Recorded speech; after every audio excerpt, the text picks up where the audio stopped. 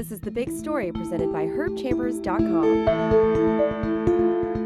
Starting this morning, the administration started to release some of the information it had retrieved during the bin Laden raid in Pakistan a year ago this week. It shows first bin Laden in his last 5 years, well aware of what had happened to his organization and his ideology. He knew that they had run their course. He was also very, very aware of U.S. counterterrorism efforts and was sort of proposing ways in which his leadership could avoid either detection or being focused on by a drone or whatever.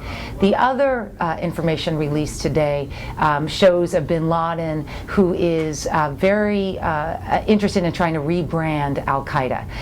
Not only had time sort of moved on and Al-Qaeda sort of had its, so to speak, its greatest, most violent moment on September 11th, but he was trying to figure out ways in which Al-Qaeda could sort of fit into a space that had sort of long sort of ignored it or had isolated Al-Qaeda. There's a third part of the story, which is clearly the United States is doing this right now, not only because it's the 1-year anniversary, but because this is part of a PR campaign against future recruits to Al-Qaeda, against the leadership of Al-Qaeda, to simply show sort of how petty and meaningless bin Laden was in those last years. My name is Juliette Kayyem, and I'm a columnist for the Boston Globe.